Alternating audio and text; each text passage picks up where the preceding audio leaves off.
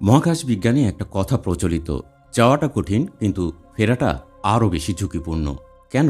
আজকের ছোট্ট ভিডিওতে এটাই দেখব। ইতিহাসের এক নতুন অধ্যায় লিখে দীর্ঘ 10 দিন চাঁদের দক্ষিণ মেরু প্রদক্ষিণ করে পৃথিবীতে ফিরে এলেন 4 দুঃসাহসী নভোচারী। যাওয়ার চেয়ে ফেরাটা ছিল অনেক বেশি চ্যালেঞ্জিং, কিন্তু সব বাধা পেরিয়ে তারা এখন জয়ী। লক্ষ্য এখন আরও বড়, চাঁদের বুকে মানুষের স্থায়ী বসতি।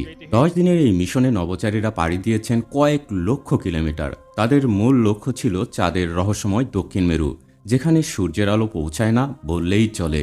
সেখানেই লুকিয়ে আছে কোটি কোটি বছরের বরফ আর খনিজ সম্পদ। এই 10 দিন তারা কক্ষপথ থেকে পর্যবেক্ষণ করেছেন ভবিষ্যতের ল্যান্ডিং সাইটগুলো, যা মানবজাতির আগামী দিনের ঠিকানা হতে যাচ্ছে। মহাকাশ বিজ্ঞানে একটা কথা প্রচলিত, যাওয়াটা কঠিন কিন্তু ফেরাটা আরও বেশি ঝুঁকিপূর্ণ। কারণ পৃথিবী অভিমুখে ফেরার সময় ক্যাপসুলের গতি থাকে কয়েক হাজার কিলোমিটার প্রতি ঘন্টায়। বায়ুমণ্ডলের সাথে সংঘর্ষে ক্যাপসুলের বাইরে তাপমাত্রা দাঁড়ায় প্রায় 2700 ডিগ্রি সেলসিয়াস। বায়ুমণ্ডলে প্রবেশের সময় কয়েক মিনিটের জন্য পৃথিবীর সাথে সব যোগাযোগ বিচ্ছিন্ন হয়ে যায়, যাকে বলা হয় ব্ল্যাক আউট পিরিয়ড। আর এই কঠিন অগ্নিপরীক্ষা পার করেই সফলভাবে ফিরে এসেছেন আমাদের 4 বীর। এই মিশনটি ছিল মূলত একটি সফল রেস রিহার্সাল। এখন প্রস্তুতি শুরু হচ্ছে আর্টেমিস 3 মিশনের। এই মিশনেই অর্ধ শতাব্দী পর আবারও চাঁদের মাটিতে পা রাখবেন মানুষ।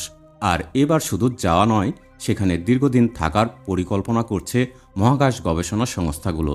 চাঁদে তৈরি হবে বেস ক্যাম্প, যেখান থেকে চলবে মঙ্গলে যাওয়ার চূড়ান্ত প্রস্তুতি। মহাকাশ বিজ্ঞানের এমন আরও রোমাঞ্চকর আপডেট পেতে আমাদের সাথেই থাকুন। ফলো অথবা সাবস্ক্রাইব করুন। ভালো থাকুন।